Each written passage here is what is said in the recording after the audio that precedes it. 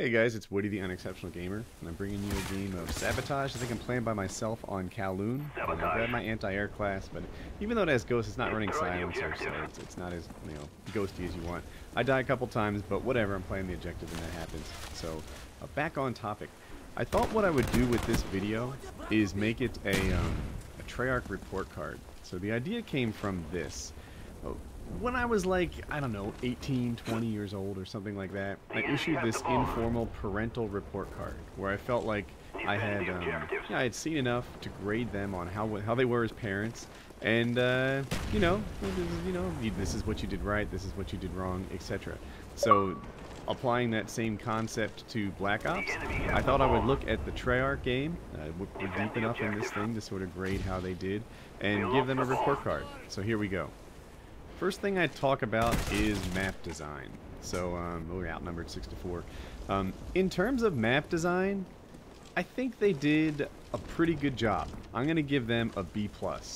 What they did right in the map design, first of all, I think it's easier to notice what goes wrong in games than what they did right. So what they've done really well in terms of map design is balanced maps. Right? Do you guys remember Bog, where you almost couldn't win from, I guess it was the C-Dom side in Domination? And it was almost more important to flip that spawn than it was to capture the B flag, which is the common case in most of these games. In Black Ops, while I may have a certain preference for certain sides of the map, I never think, oh my gosh, this is terrible, I'm quitting, I can't win from this side, which is the case in a badly designed map. And the reason that I didn't give them an A in terms of map design is I wish there were more small maps. Now, we have Firing Range and we have Nuketown, which are both small. And then we have some medium-sized maps like Kowloon that I'm looking at right now. But there's no 1v1 map. There's no, really tiny map where the action is truly non-stop. I want that total, cluster mess of a map. I miss Shipment. We haven't had a map that small since COD 4. Now, I also recognize that the kill streaks have gotten more powerful, and that if you have something like a Chopper Gunner or an AC-130 on Shipment, those things don't work right. But, heck, pull a Kill House. Kill House was also a decent 1v1 map, where, it just didn't rotate through a lot of the game types. Kill House in COD 4 was one of the map hacks, and it didn't play Domination on that. I don't know, make it a bare bones map. But a game like Call of Duty should include a small map, and that's why they didn't get an A, because they didn't include that truly small map, that one that was really a lot of fun to play, even if you're going 1v1. Next topic is weapon tweaks, or I guess I'll combine this with weapon balance. And I'm going to give them, I guess, a B+ again. Now, I imagine a lot of you are going to say, oh my gosh, the FAMAS is so wildly powerful that that was a terrible score and you really ought to be giving them an F. No. Infinity Ward gets an F. They're the people that didn't fix the noob tubes. The noob tubes were truly overpowered. It ruined the game. In Black Ops, the FAMAS is just a little bit better. They tweaked it to reduce, how well it would do against a submachine gun. But yeah, I'll admit that the FAMAS is the best gun in the game, but I won't admit that it's the best gun on the level of some other weapons and balances we've seen in previous games. If you look at Modern Warfare 2 and ignore the noob tubes, then I think eventually the AC-130 and the UMP would have gotten the same kind of, attention, would have gotten the same kind of feedback for being overpowered guns that the FAMAS did. It's really difficult to make guns that are not overpowered. If you go all the way back to COD 4, which is often considered the holy grail of the COD series, then you'll find that even in there were guns like the MP5 and the M16 that people considered to be overpowered. So, when ranked against its peers, especially its COD peers where the guns kill so quickly, then I think that, I think the B+ is a fair grade. They didn't hit it absolutely perfect. I don't know that we can hand out an A, but I'm glad they did stuff, and also I'm glad about the weapons. The AK-74U did come out of the gate a little too powerful, and they addressed it. The FAMAS was too powerful, and they made moves in the right direction about that. The G11 was too powerful. Lots of things were wrong, and the snipers were too underpowered. Somebody gets like a no-scope right there. The snipers were too underpowered, and they addressed that too. So yeah, I think they deserve at least a B+ on what they've done here, because they made serious efforts to improve the problems that the community spotted, and out of the gate, it wasn't all that bad. So there you have it with weapons tweaks. Security. Here's an area where they get, well, I'm going to give them an A+. Think about this, in terms of how Black Ops is being hacked. It's easy to not think about the things that they've done right, but is anyone else impressed that Black Ops is pretty much glitch-free? I mean, if you think about the Javelin glitches, the care package glitches, getting inside the map type glitches, you know, all the problems that we had with previous Call of Duties, not just Infinity War, but even Black Ops. The Treyarch game right now, I understand, not the Treyarch, I want to say World at War, has a lot of problems right now with glitching and people cheating and God modes and things like that. So, if you look at Black Ops, I pretty much never run into cheaters. Ever. There was a wall that you could get into inside Hazard, and they fixed it before it became widely known. I do the patch updates. I stay on top of those pretty regularly, and by and large, every time I see these security problems, they are fixing problems that I haven't run into yet, and I play this game more than average. So yeah. With regards to the security and their patching, I give them an A+. Now, I've had guys say, well, don't you think that they should have never had to patch it in the first place?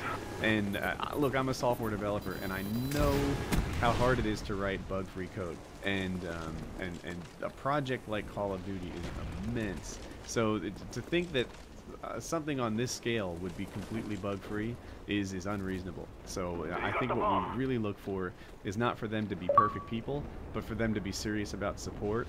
And in my mind, Treyarch and their support is up there with the best that the gaming community has ever seen. You know, I can't think of anyone else.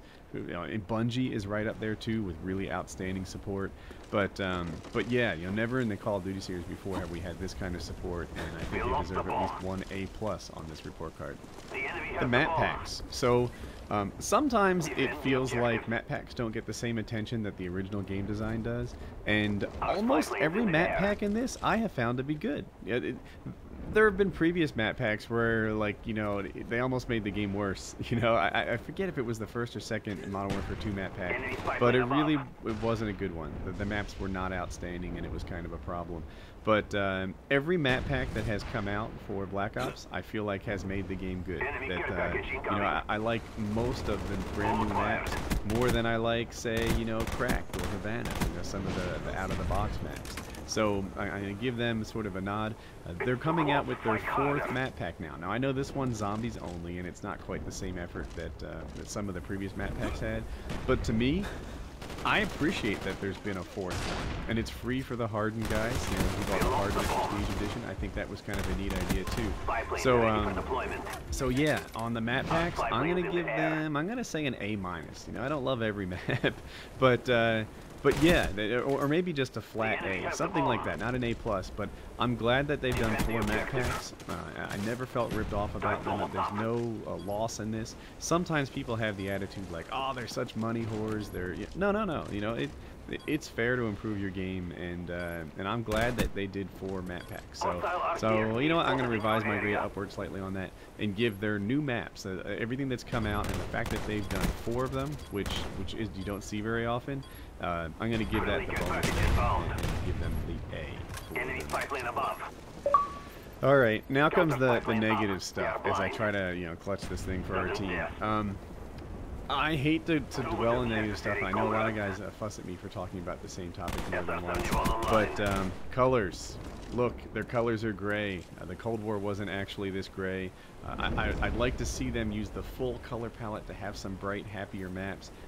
You know, if you spend enough time in this game, you don't want it to be depressing to look at. And I'm going to have to give them an F on their color design. I don't have any other grade to give them for that. And sound.